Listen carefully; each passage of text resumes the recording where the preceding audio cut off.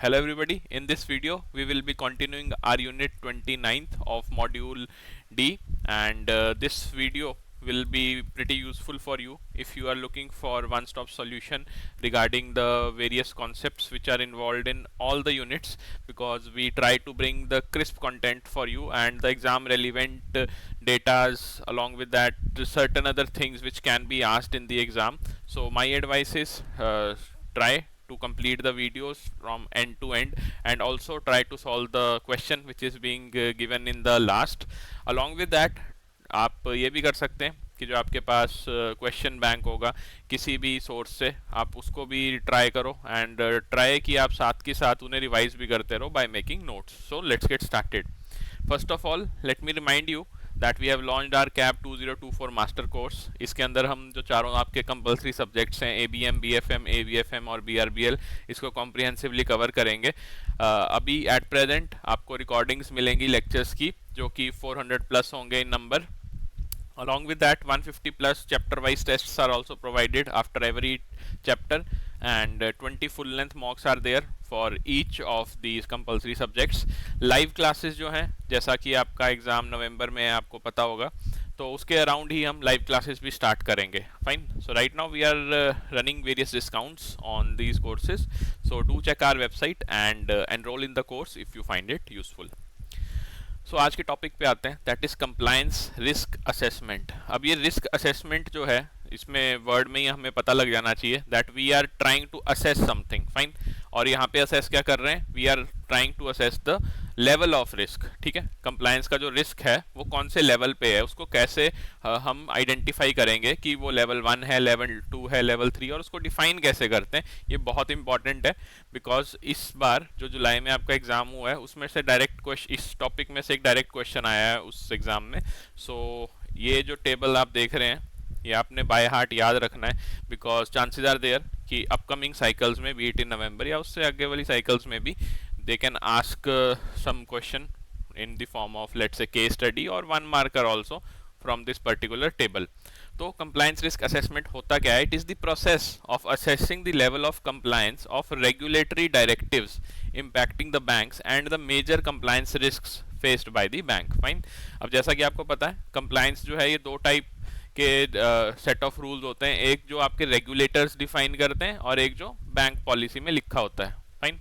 ये दो पैरामीटर्स होते हैं जिनके थ्रू हम डिफाइन करते हैं किसी भी बैंक की कंप्लायंस पॉलिसी. सो जो रिस्क असेसमेंट होगा उसके अंदर भी लेवल ऑफ कंप्लायंस किसका देखा जाएगा? जो रेगुलेटरी डायरेक्टिव्स हैं, जो भी आपके रेगुलेटरी बॉडीज हैं, उन्होंने जो भी डायरेक्टिव सेट कर रखे हैं, क्या वो असेसमेंट, क्या वो लेवल ऑफ कंप्लायंस अचीव कर पाया है आपका बैंक या आपकी ब्रांच या नहीं. अलॉन्ग विद दैट, जो भी बैंक पॉलिसी में आपके रूल्स एंड रेगुलेशंस, डायरेक्टिव्स जो भी सेट कर रखे हैं बैंक ने, क्या आप उसे कंप्लाई कर पाए हैं या नहीं. Fine. This will revolve around one major thing कि आपका स्कोर कितना है, और वो जो स्कोर है वो यहाँ पे मेंशन्ड है, compliance risk score. Various scores are given and corresponding to the scores आपका जो कंप्लायंस रिस्क लेवल्स हैं वो डिफाइन होते हैं. तो सबसे पहले आपने याद रखना है कि जो स्केल है वो 1 to 10 का होता है. फाइन. नॉर्मली हम देखते हैं 1 to 3 या फिर 1 to 5 का ही रहता है. Fine. But compliance risk assessment का जो स्केल है या फिर कंप्लायंस रिस्क लेवल जो है वो आपके 1 to 10 होते हैं. और सेकंड जो आपने बात याद रखनी है कि नॉर्मली कितने आपके यहाँ पे कंप्लायंस रिस्क लेवल होते हैं? They are 4. 1, 2, 3 एंड 4. फाइन. और हर एक के कॉरस्पॉन्डिंग, हर एक रिस्क स्कोर के कॉरस्पॉन्डिंग रिस्क लेवल क्या होता है ये भी याद रखना है. स्टार्ट करते हैं. 1 to 3 जो है ये स्टार्टिंग पॉइंट होता है, मतलब पॉजिटिव लाइन आप इसको बोल सकते हैं. This is a positive line. Fine. So this is 1 to 3. और जैसे जैसे आपका स्कोर बढ़ता है इन नंबर, वैसे वैसे यू कैन से कि you are negatively complied, your bank is negatively complied with the bank policy और the regulatory directives. Fine. So 1 to 3 is well controlled. फिर आपका 3.1 till 5 is that it meets the requirement, it's just on the border. This is the border line case. Fine. इसमें आपको ऐसा नहीं है कि बहुत बढ़िया कर रहे हैं आप, but things can be improved and they can be improved in a longer period of time. ऐसा नहीं है कि अभी इम्प्रूव करनी है, because it is under control, you can से. 5.1 to 7 जो है इसके अंदर आपका इट नीड्स इम्प्रूवमेंट. अगर आपका risk score, compliance risk score is between 5.1 and 7, then your level of compliance needs improvement. आपको श्योर शॉर्ट सर्टनली इम्प्रूवमेंट करनी ही पड़ेगी और वो जल्दी करनी पड़ेगी, ऐसा नहीं है that you can take time. Worst case scenario is 7.1 till 10, जहाँ पे your compliance in the bank needs significant improvement because your compliance risk level has degraded। तो अगर आपको क्वेश्चन आता है that which of the following score can be achieved if the parameter is here which says that your score has been degraded, fine। कौन सा ऐसा parameter है या कौन सा ऐसा रिस्क स्कोर है जिसमें हम बोलेंगे that your compliance in a particular financial institution और a bank has been degraded, तो that score will be 7.1 till 10। Okay, तो ये आपको चारों याद रखने हैं, these are very very important, I am reiterating the fact again and again. अब एक क्वेश्चन यहाँ से भी पूछा जा सकता है इस टॉपिक से, that is your model loan review mechanism checklist. Directly आप अगर देखेंगे तो 8 पॉइंट्स होते हैं नॉर्मल, जो कि हर एक बैंक में फॉलो करते हैं हम वाइल रिव्यूइंग लोन। तो यहाँ पे भी वही मेंशन्ड है कि क्रेडिट इनिशिएशन होगा सबसे पहले, you will see the eligibility, you will review the initial underwriting of the financial statements, और आपका जो सोर्स ऑफ रीपेमेंट है that you will define, appraisal करेंगे आप, तो ये तो हो जाएगा फर्स्ट, ये होना ही होना चाहिए क्रेडिट इनिशिएशन। फिर है लोन स्ट्रक्चरिंग, अगर आपका डिफ़ॉल्ट होता है तो उसको लोन को आप स्ट्रक्चरिंग कैसे करेंगे या फिर रीस्ट्रक्चर कैसे करेंगे, that is also mentioned here. Along with that आपका यहाँ पे भी लोन वर्कआउट और प्रॉब्लम लोन मैनेजमेंट में भी होता है। लोन अप्रूवल प्रोसीजर्स में क्या होता है कि review of the written approval procedures and policies, जो भी आपकी पॉलिसीज़ हैं बैंक के अंदर उनका रिव्यू होना, लोन जब आप करते हैं उनको रिव्यू करना अच्छे से, and the procedure to be followed, that is also very very essential. Credit और collateral and file documentation, here verification of all the relevant initial and ongoing documentation is done, review of post closing procedures for outstanding items. अब ये बहुत important है कि जब आपका account close हो जाता है उसके बाद जो फाइल होती हैं आपके लोन की फाइल, उनका क्या रहता है, that all is defined here, that is collateral file documentation में। नॉर्मल लोन मॉनिटरिंग कि अगर आपका लोन जो है वो एनपीए नहीं हुआ है, बैड लोन की तरफ नहीं जा रहा है, स्पेशल मेंशन अकाउंट की कैटेगरी में नहीं है, देन वी कैन से कि yes you will have to monitor the loan, but आपको कोई भी ऐसा जो रीस्ट्रक्चरिंग, रिहैबिलिटेशन या फिर रिकवरी का प्रोसेस इनिशिएट नहीं करना है। प्रॉब्लम लोन मैनेजमेंट में वो तीनों के तीनों प्रोसेसेस हम इनिशिएट करेंगे।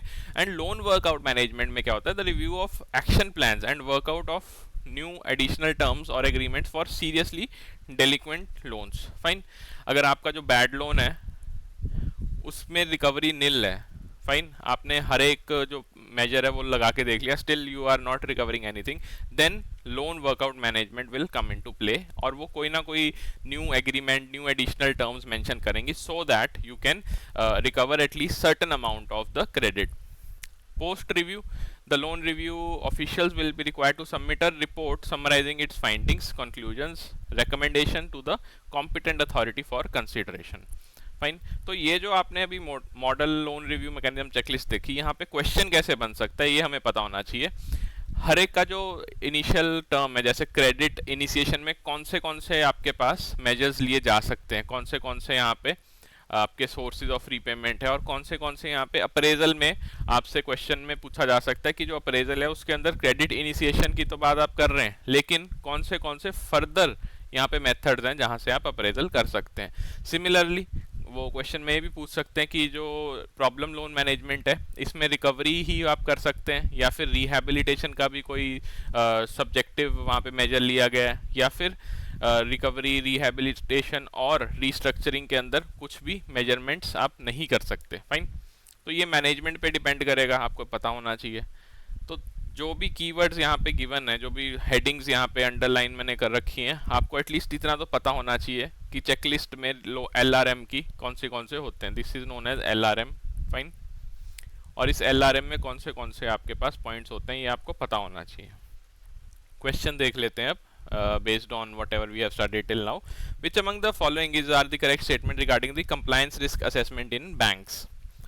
First statement says the compliance risk score can be assessed on a scale of 1 to 5 only. So this will be wrong because हमें पता है 1 to 10 होता है score.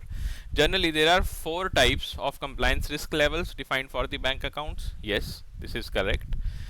Then a compliance risk score of 2 indicates that the compliance risk level is well controlled. This is again correct. So option B will be the right answer.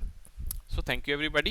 This was it for this particular lecture, and we have now concluded our unit 29th. In the next video we will start unit 30th, and if you like the content which we provide on our YouTube channel, you can subscribe it.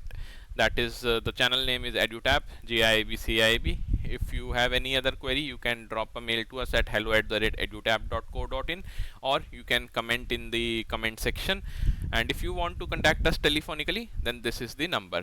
Do keep revising, because जो यहाँ पे आपके पास जितने भी questions हैं ये repeat होते हैं कुछ कुछ टॉपिक्स में से, तो अगर आप रिवाइज करते रहेंगे PYQs को और जो भी लेक्चर में आपको पढ़ाया जा रहा है, एंड सॉल्व करते रहेंगे क्वेश्चंस को, so that will be very beneficial for you.